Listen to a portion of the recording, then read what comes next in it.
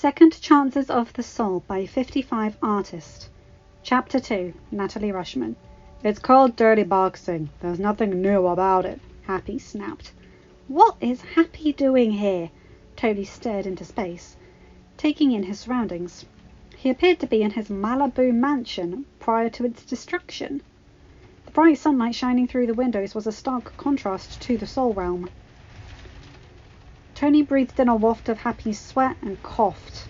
Everything seemed so real. But the question was, why did the afterlife send him back to 2011?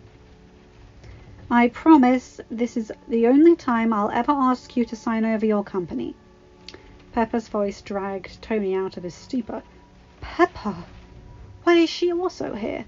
There's no way she died too. I saw her alive as she said goodbye. Unless he'd suddenly gone back in time. But why? How?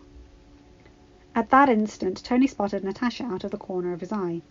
He studied her carefully, wondering if she was the Natasha he knew, or the spy parading around as Natalie, trying to extract information from him.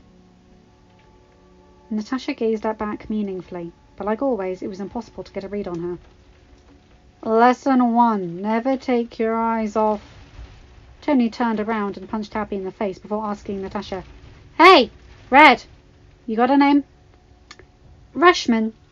Natalie Rushman. My friends call me Nat. Natasha responded with a meaningful wink. Tony breathed a sigh of relief.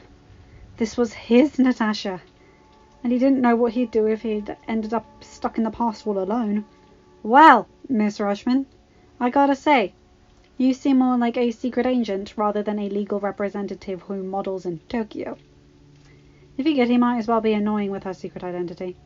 It was only fair to get a payback on her. After all, for spying on him in the first place.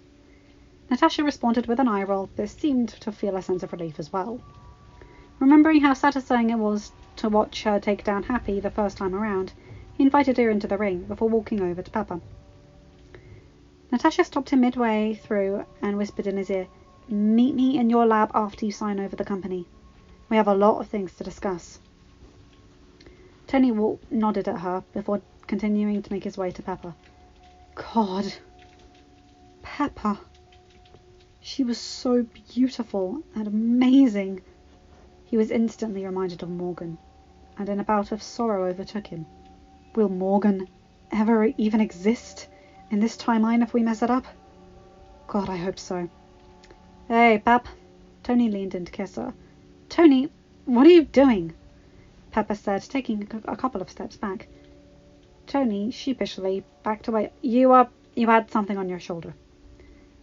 Tony replied awkwardly, reaching a hand out and quickly brushing it over Pepper's shoulder. All good. Tony nodded nervously, rubbing his chin. Right, they weren't technically dating yet. Thanks, Tony. Pepper replied, her eyes boring into his. Do you know her or something? Natalie? Oh God, did you sleep with her? Pepper asked, wrinkling her nose.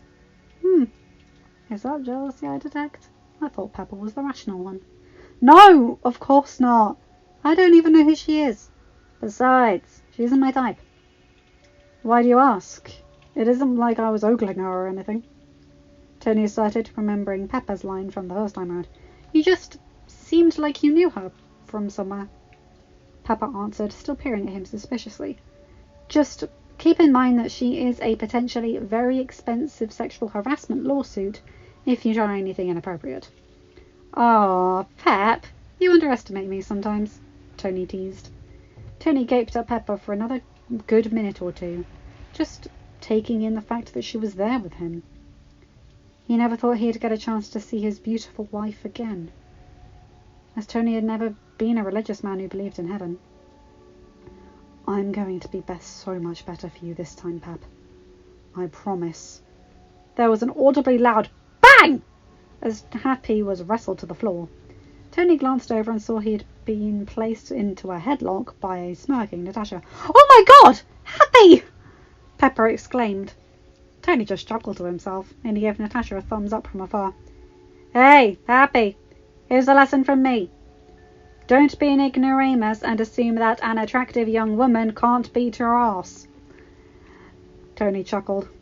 Happy looked like he was trying to glare back at Tony menacingly, but seeing as he was still in a headlock, he just looked pathetic. And Natasha shrugged at Happy. I may have a bit of experience with combat training, she admitted casually. She seemed to have finally decided to show Happy some mercy, offering her hand to help him up. Happy gawked at her for a moment before begrudgingly accepting a hand. I just slipped, he insisted. Of course you did. Natasha nodded skeptically. Natasha ignored the disgruntled man and strutted over to Tony. Nice job, Brad, Tony added with a chuckle. Mr. Stark, I need your fingerprint and signature. Tony nodded at Natasha and quickly signed in the correct places. Before Natasha turned to leave, Tony spoke up again. By the way, you're hired for a new assistant position. Wait, what? Asked a very confused Pepper. Tony, don't you think we should at least talk about this? Sounds good, Mr. Stark. I'll see you soon, Natasha interrupted. She then playfully sauntered out, presumably to Tony's lab. Line break.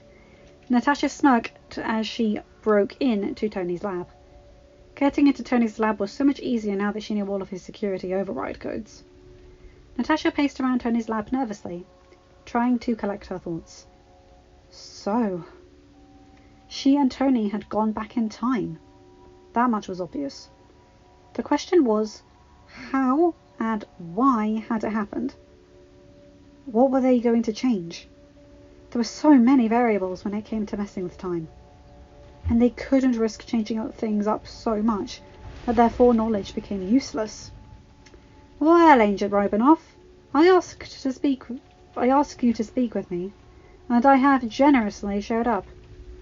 It really doesn't happen often. I usually blow people off, Tony said pompously. Oh my god, Tony! I swear out of all the people I'd had to be stuck in the past with, the universe chose you? I swear, it's like it wants me to suffer. Nat teased. She briskly strode over to Tony and wrapped her arms around the pretentious but courageous man. You scared me for a minute there, when you disappeared into that orange tornado. Do you try to give the people around you heart attacks? Natasha hissed into his ear. Nah, I just like to make an entrance, and an even grander exit. It's sort of my thing, you know? Also, I feel like we've hugged more in the past day, or however long it's been, than we ever did before we died. You're getting soft on me, Agent Robinoff. Tony ribbed. Natasha rolled her eyes. Maybe I am. Can you blame me?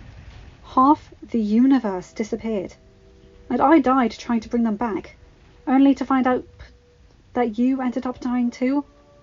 I think I deserve to be a little bit softer than the emotionless spy I used to be. After the two Avengers had finished rearing in their emotions, which took quite a while, Tony began working on synthesizing Starknium. He and Natasha figured it would be easier if he did not have to deal with the poison the Palladium was causing him. Natasha helped where she could, and the two of them discussed their immediate plans for what they'd change. Well, the first thing we need to focus on is taking out Ivan Vanko before Justin Hammer gets his hands on him. We don't need another fiasco with murderbots at your expo again, Natasha suggested as Tony investigated some specs on a hologram. Well, how do you suggest we do that? It's not like we can just track him down and murder him right now. He hasn't even done anything yet. He and Hammer are both going to be there in Monaco. I can take care of Hammer. I've got some dirt on him that'll have him selling his company and fleeing to another country. You, on the other hand, are going to build your nanotech suit and wear it to the event. Go drive that race car like you did last time, and then take him down. I'm assuming that it'll be much easier to do with your new tech. After all, he's been taken into prison. I can talk to Fury about getting him taken into S.H.I.E.L.D. custody. Natasha responded. I'm sorry, are we talking about having the same S.H.I.E.L.D. that is currently overrun by Hydra? Wouldn't that just be giving them another dangerous asset they can use? Tony asked. I'll admit that it isn't a perfect plan. It is, however, the best thing we can do short of killing him. S.H.I.E.L.D's got more secure containment cells, and Fury has a separate branch of them that even the higher-ups don't know about. If I can convince him to take Vanko in covertly, then no one but Fury, Hill, Barton, and a few others will know where he is. He won't be able to escape in there, and all those containment cells are strong enough to hold in the Hulk. Natasha replied, Damn, Fury's got his own secret prison? Why am I not surprised? Tony asked rhetorically. Fury isn't exactly a trusting person. I'd wager that he's got more trust issues than you, Natasha answered. But even with his trust issues, he's always looking for a way to use people, even the deceitful ones. For that reason, I'll definitely have to keep an eye on what he does with Vanko. The last thing we need is for Fury to blackmail him into working for S.H.I.E.L.D. The spy added. When will people realise that an unwilling ally is a dangerous one? Tony wondered. For example, getting Zola involved with S.H.I.E.L.D. He was a big part of the whole underground Hydra thing that infiltrated the organisation. They really should have realised that it was a bad idea, Tony pointed out. I was an unwilling ally to begin with, Natasha pointed out. My point exactly, Tony teased. Whoa, whoa, whoa, Romanoff, I'm just kidding. Tony backtracked as Natasha glowered at him. Anyway, that's great for an immediate plan and everything. But what do you think we should do with everything else? I've never been a huge fan of lists and everything, but I'm willing to make an exception just this once for the sake of the universe. 8 hours later, Tony had not only finished synthesizing the element and replacing the palladium core with starkinium, but he also finished building his first nanotech suit in this timeline. It was by no means perfect, but given the limited time he had to work on it, Natasha found herself extremely impressed with the man. Not that she would ever tell him that. The man really did not need an ego boost. While he worked, Natasha had made a list of their priorities. Take care of Ivan Vanko and Justin Hammer. Get Rhodey's War Machine armor. Find a way to cognitively recalibrate Loki and hopefully bring him back on as an Avenger. Find Barnes and reverse the mind control. We've got to be careful how we handle this. We can't risk anyone finding out, as that could seriously fuck up everything, Natasha warned Tony. When Tony failed to respond, she noticed that his hands were no longer busy making last-minute adjustments to his suit.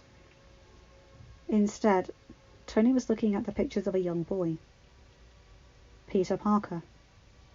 Spider-Man. Natasha had never met the kid face to face, but she'd exchanged pleasantries with a very starstruck Spider-Man before the airport battle. He seemed like a nice kid, and she knew that Tony saw him as a son. Natasha put a comforting hand on his shoulder. You okay, Tony? I know I can't just knock on his door and go and see him, but I just need to know that he's okay. He was gone for 5 years. 5 years, Nat. And then we barely got 5-minute reunion before I'm dying right in front of him. God, I miss the kid so much. He's only around 10 years old right now, which is crazy. I didn't even know him back then. I wonder if I should get involved at all. Maybe he'd be better off without me interfering. Tony replied sadly. From what I've heard, he loved you as much as you loved him. You were a father to him, Tony. And knowing you, you care too much to just let it go, Natasha said carefully. A soothing voice of a British AI interrupted the moment. Sir, Miss Potts would like me to remind you that your plane to Monaco leaves in an hour, Jarvis informed. Man, it's so nice to hear Jarvis again. As much as I love Friday, Jarvis meant the world to me, Tony muttered. I do not know who Friday is, but that you, Mr. Stark, while you are by far one of the most difficult people to assist, I can't imagine helping anyone else, Jarvis replied cheekily. Natasha and Tony laughed. Wow! You really programmed a snarky AI, Tony, Natasha said, amused. Well, better snarky than boring, Tony replied. Anyway, it's showtime, Natalie, Tony teased, but despite his best attempt to hide his fear, Natasha could tell that the man was nervous. Line break. The plan with Hammer and Vanko worked like a charm. While Natasha blackmailed Hammer with pictures and voice recordings of him being involved in the deaths of his past business partners, Tony took on Vanko after being confronted on the racetrack. Vanko's primitive technology was no match for Tony's nanosuit, and Tony defeated him without even getting a scratch. Of course, Natasha still had a few critiques about his fighting tactics after analysing the recording on the news, as he seemed to value verbal taunting over efficiency. Tony, of course, just tuned out her advice into a quipping contest. Oh well, it was worth a shot. Natasha then talked to Fury, confirming that he had managed to get Vanko transferred to his private containment cells, and that no one untrustworthy knew about it. She had threatened Fury into not trying to get the man to work for S.H.I.E.L.D., and it appeared to have been relatively successful. Overall, it looked like their plan was off to a good start. Hopefully, it would stay that way. End of chapter. Hi guys, hope you enjoyed that, because that is a nice little chapter. Pepper getting a little bit jealous, and Tony and Natasha sort of quibbling with each other. That's really fun. But also being there for each other, you know? Tony looking at little pictures of little Peter because, that's cute. And of course their plans for everything. Well, let's see how this goes, shall we? Have a good day, night, or whatever time zone you're in. Bye my guys, gals, and non-binary pals. I'll see you in another video. Bye!